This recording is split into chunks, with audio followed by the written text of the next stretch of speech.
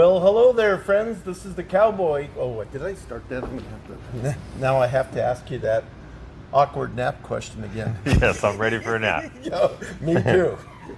Dan and Christy Santos here with Windermere. We love real estate and supporting our community. Between property showings, we love to stop at our favorite businesses, talk with local owners, and bring their stories to you. This is our Bellevue East Side.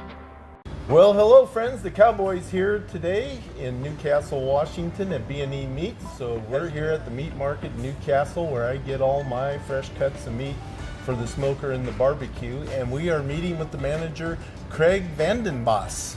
On. So welcome to Bellevue East Side. Thank you for joining us today. Pleasure to be here. Yeah, so I think our audience would like to start out just getting to know a little bit about Craig. So, you know, where did you grow up? Did you grow up locally? What? So I grew up in Des Moines, Washington. We have a B&E right there in Des Moines. That's kind of how I learned about B&E. I went to high school there, Mount Rainier High School in Des Moines. My whole family's from the greater Seattle area, so I've been here basically my whole life. Do you live in Newcastle? Do you commute into the job every day? What? I commute from Auburn. We bought a house out there during the pandemic, and it's not too bad of a drive considering the time I get here in the morning, so it's not bad. Okay. I have a partner. We have 2 kids. My son Heath is 5. My daughter Margot is turning 3 in November. So got the kids out of the way, and yeah, it's been great. Now you're working here in Newcastle. Do you live in Newcastle or do you commute? Where do you? I commute from Auburn. Okay. I live, down in Auburn. Can you share a little bit of some of the things you like to do with your family when you're not working? I love to play sports. My son is an avid bike rider, so we usually get on the bikes and ride around or go to the park. Anything we can do outside, it's always fun, or hanging out inside, and anything the kids want to do is I'm along for the ride. Does the family have any favorite restaurants you like to go to? We eat everything and anything, so anything on Instagram that's in the greater Seattle area we go to. Here in Newcastle, the Coleman just opened up right across the street. We love going over to the Coleman. Logo Chan down the road. Those are all great spots here in Newcastle. And then there's plenty more in Seattle. I can't even list them. There's so many. Well, we interviewed Jen over at the Coleman and got a fabulous cup of coffee from her. Oh yeah, she's awesome. Jen knows what she's doing over there at the Coleman. Yes, she does. So kind of curious. So growing up, playing sports and doing everything that you did, when did you decide you wanted to be a butcher, or how did you get started being a butcher? Yeah, it's funny. My family shopped at B&E since forever. You know, we ate Kolby beef for our birthday parties and had jerky in our stockings for Christmas.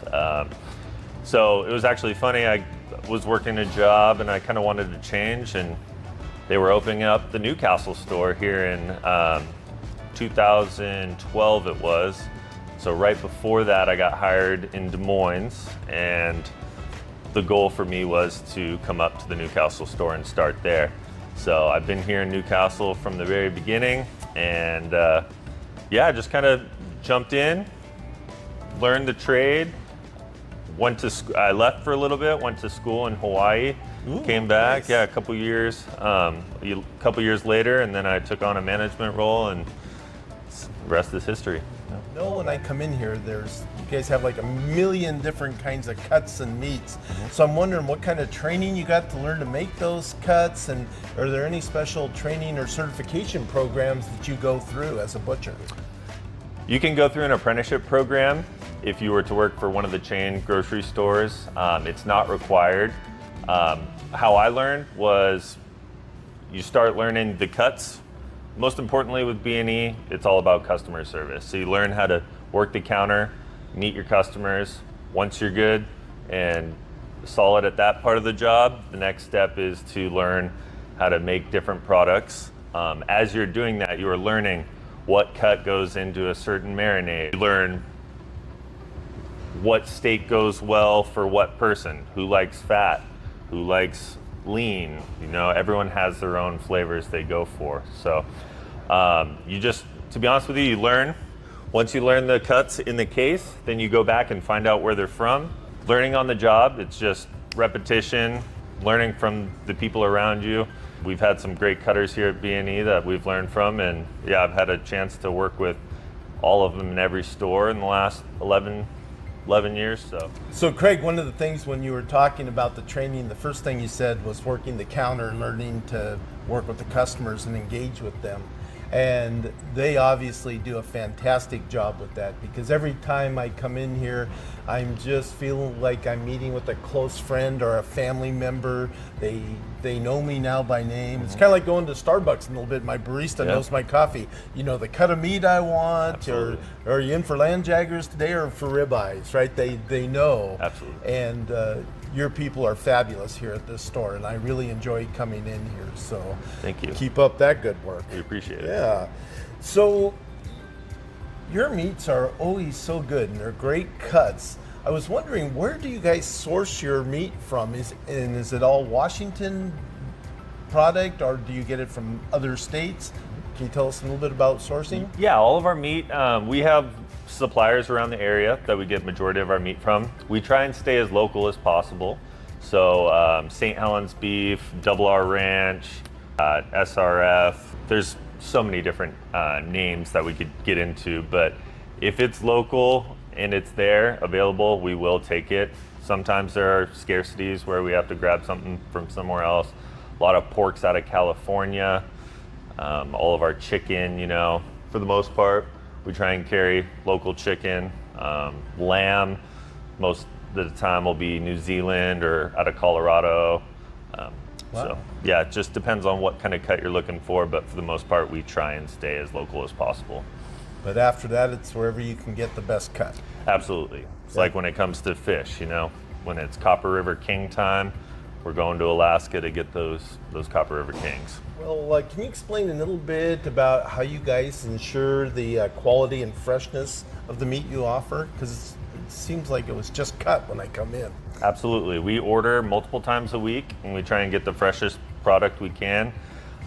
If there is anything that we crack open and that's not to our quality, we're not going to sell it to you. If and when, sometimes there's a mistake. If a customer ever got a bad product from us, we try and guarantee everything 100%. So if there's ever a quality issue, bring it back and we'll fix it any way we can. It's just being, cautious of what you're putting in to your counter. We make sure everything is top quality. We don't want to sell anything subpar.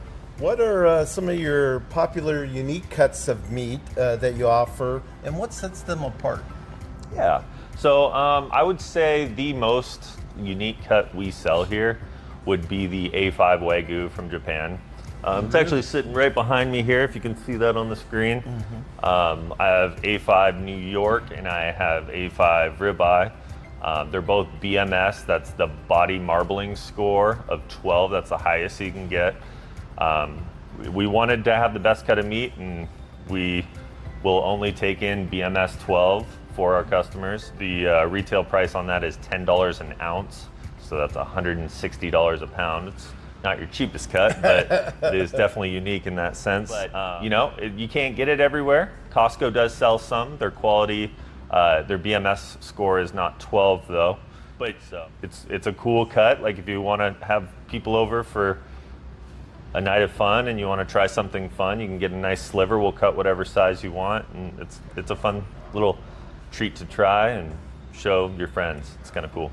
So do you provide custom cuts or butchering services for your customers? Yeah, so if you're a hunter and you go and get an elk or a deer or a bear, whatever you're hunting, and it's time to process and you feel like you're not up to that, just remove the head, the hooves, and gut it, and take off all the skin, and we'll take care of the rest. Bring it in here and we'll process it. We can do pepperoni, jerky. You can just do a simple cut and wrap if that's what you like. We are one of few butcher shops that do that now. Every year it seems like another place is cutting back on that, and we're still going strong. So yeah, if you have any elk, deer, drop it off. If you have fish that you caught and you want us to smoke it, bring it in, we'll smoke it. We have a 10-pound minimum, but bring in 10 pounds and we'll smoke it just like ours. It's great. Do you process a lot of game here for customers? We do. Last year, I think we did 40 plus animals in my store alone, and that's one of 4 stores. So yeah, we pump through some deer and elk. It's pretty fun. It's a good way to learn. You want to talk about learning and getting the craft. When we get a new guy back here, that's always their job, is to come and see how to break down an animal and show them the anatomy. You know, once you get the anatomy of a deer, elk, it's all the same from there. The cuts, the muscles, what goes where. So if somebody's a relatively new hunter and they bring their animal in, you can kind of coach them through the process of what you're doing so that they'll learn? Sometimes guys like to sit back here and I'll talk through just about anything, depending on, obviously if we're crammed back there and we're pumping out a bunch of product and it's holiday time, sometimes it's hard for customers to come back. But if we're free and open, we will be more than happy to show you. I had a new young kid caught a fish the other week, and he came back here and Chris filleted up his fish for him, showed him how to do it. So next time he can try it himself. But if you want it done perfect, you know where to come. Well, I might have to try that. Yeah. Like, what happens in the evening, and what safety measures do you have in place to ensure that your meat is handled and stored properly? So all of our cases, we have big freezer, big cooler back there. We keep those to temperature. Any meat product has to be in a refrigerated space. If we're cutting steaks, we cut the steaks and we have trim that we accrue after we cut off from the steaks when we're making them look perfect. That trim will go straight into the cooler, and we can repurpose that trim for pepperoni or whatever we're making that day. Even ground beef if we want. We can make a nice house grind with some of our steak trimmings. That's great. But the goal is to not have the meat out for longer than the time it takes you to put that meat in the case. Once that's done, any product we have not used for the case, we put back in our cooler. Another one is if we don't sell our fish within 2 days, we smoke it. And that's the cycle. We don't want loss. That's the hardest part about working in the food industry, is there is loss because it's a perishable product. So the goal is to not have that, and we've found a way to really keep it to a minimum. Is it hard to get that fish in a pipe so you can smoke it? Right? Yeah, no, so we have 2 big commercial smokers back there. They do an excellent job. You can fit about 300 pounds in one shot. Got a hopper, we fill it up with alder and cherry chips, and the rest is history. It's like a computer, Well, I love your smoked salmon here, especially the candy salmon. Yeah. I was wondering, do you smoke that here, or do you buy it? We smoke it in here. Oh, yes, in wow. the store. Yeah, we do. 1,000 pounds a week. Josh, I don't know if he's back there or not, but he does a great job smoking our fish, and it's a lot of fun. Can you offer some tips for your customers on safely storing and housing meat? I'm sure a lot of it is very similar to what you do, keeping refrigerated, but I always have a question. Can I freeze it? If I froze it and I take it out, can I refreeze it? Those types of questions? Yeah. I mean, once you pull something out of the freezer, the goal is to not freeze it again. If that's your only choice to save the product, so be it, just freeze it. But the way I look at it is, if you are getting meat for the week or however that works, or if you're gonna freeze it, vacuum seal it if you can. You're taking away the air, right? So that's gonna make it last longer. You can vacuum seal it, or we have butcher paper back here. We can wrap nice and tight for ground beef. That's simple enough. But if it's fish or anything like that, get it vacuum sealed. We do it here for you. If you come into our shop and you need something vacuum sealed, we'll do it on the spot. So that's the best way to keep it fresh. Because even if you just take that and put it in your fridge, it's going to last longer than if it's in the open air. Well, that's a nice service. Yeah. The other question on meat that I have a question. My favorite things to get here and snack on are your land Jaggers. Yep. Do I keep those in a refrigerator? Somebody told me one time, put them in a sack, leave them out, don't refrigerate them. What do I do with land Jaggers? Land Jagger. The goal is for it to be a dry sausage. So I find the best way to store land Jagger is to put it in a paper bag. Paper bag it takes out the moisture even more so, and that's the most successful way I think it's worked. But we have customers that do refrigerate them if they like it a little bit more of like a it kind of gives it back some of the moisture. Like some people don't like them too dry, some people like them a little softer. If you put it in the refrigerator, it's going to soften them up a little bit. So, Well, that's a good snack. I like protein. yeah. Right, versus sugar or carbs. Absolutely. So that's a really good one. When I come in here, if I'm buying a cut of meat and I'm going to do something different with it, like maybe I'm going to smoke it for the first time, you guys seem very knowledgeable and can recommend cooking temperatures, seasonings, and some of your other offerings that you have here. Yeah. Maybe you can talk a little bit about those types of information you can give your customers when they come in. Yeah. Working in the food industry, you're around food all the time. You learn, you pick up tricks on good recipes, or we have customers that come in here and they talk about their recipes.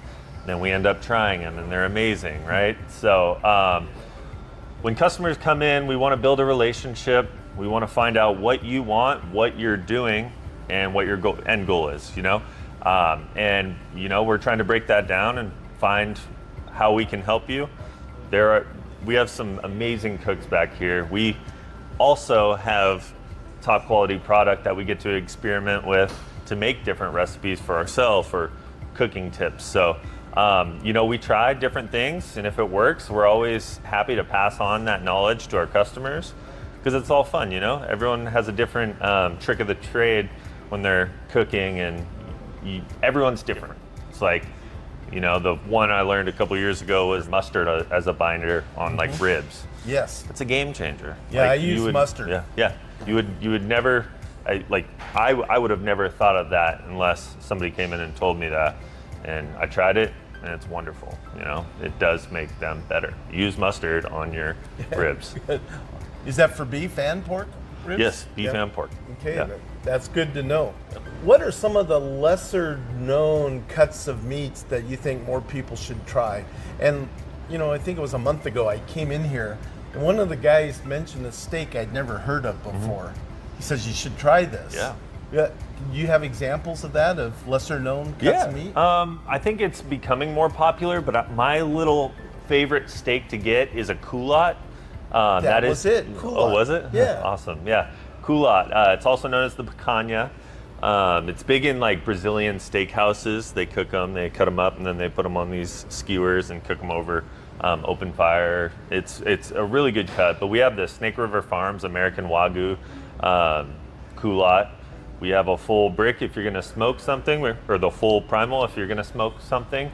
But if you want a steak, we'll cut a steak off for you.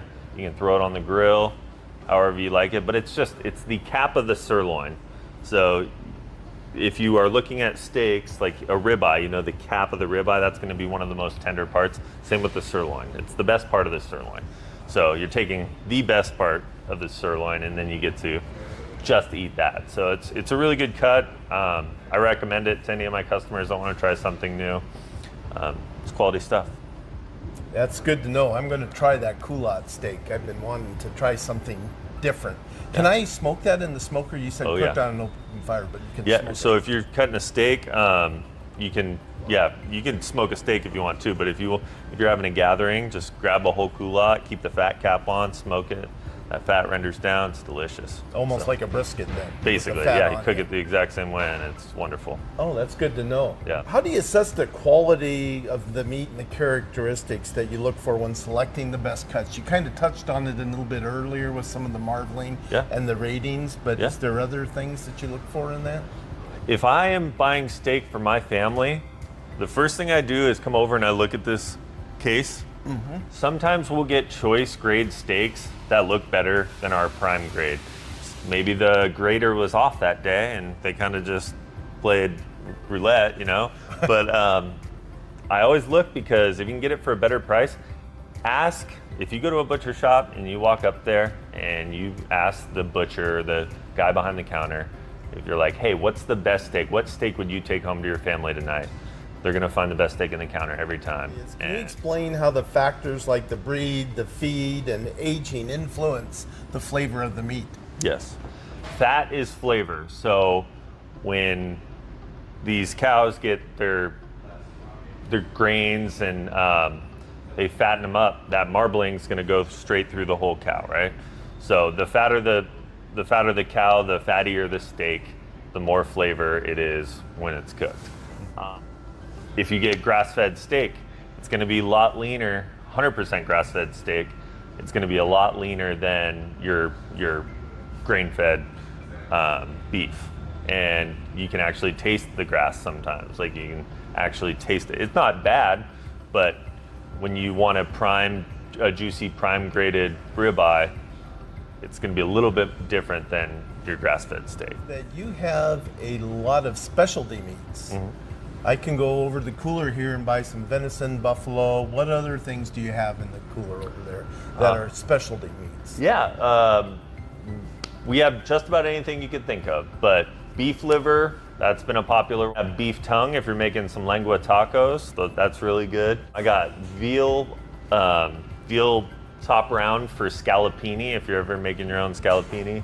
Oxtail soup, we have the oxtails for that. We have just about anything you could think over there. Duck breast.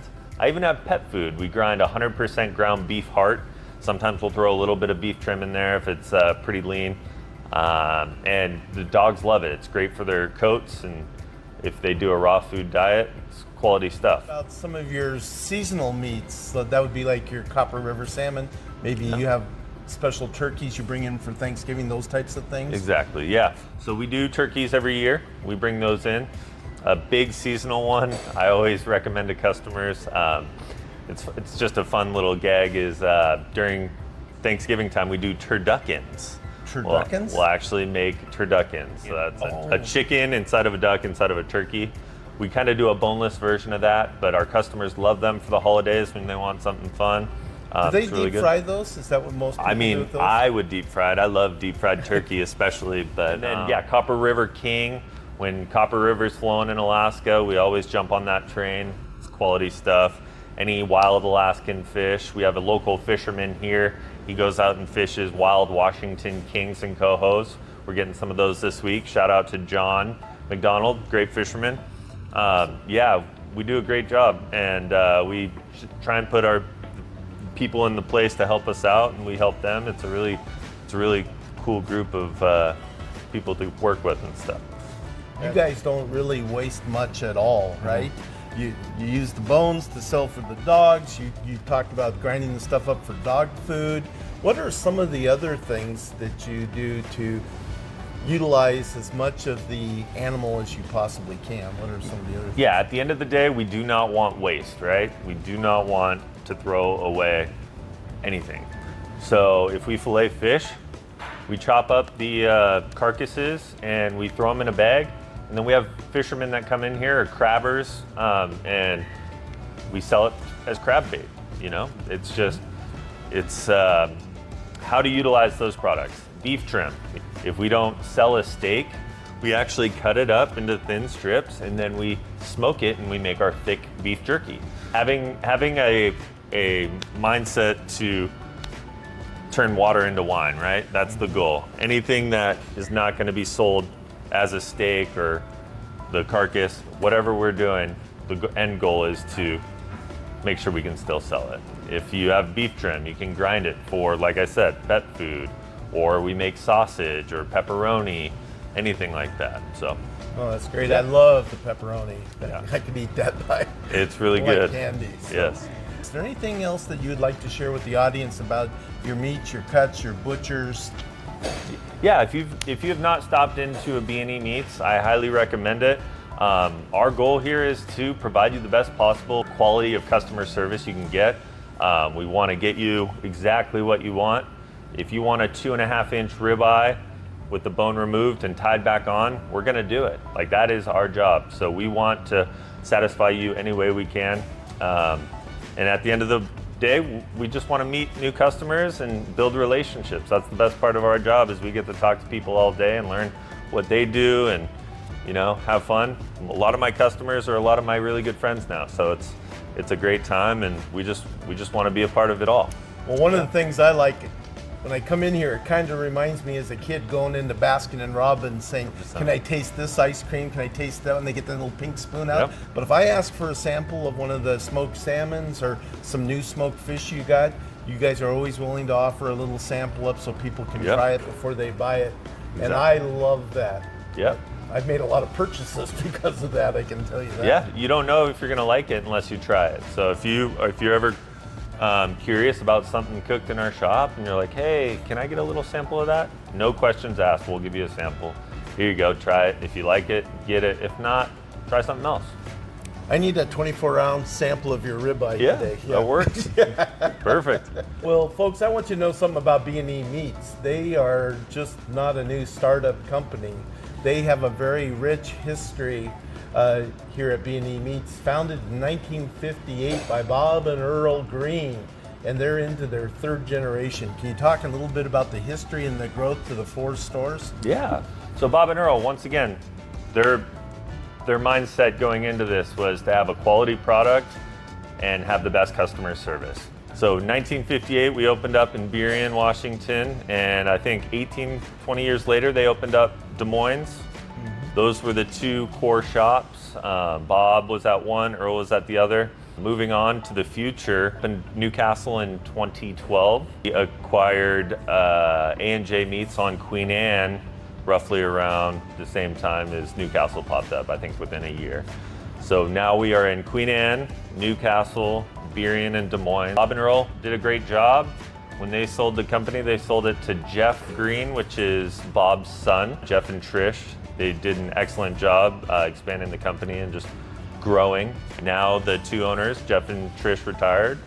Steve Dunyachuk and Dina Green. So Dina is Jeff and Trish's daughter, so it's 3rd generation Green owned. And the goal is stays the same the whole time. Have a quality product and provide the best possible customer service you can get. So that's the end goal, and that's the way it's going to stay.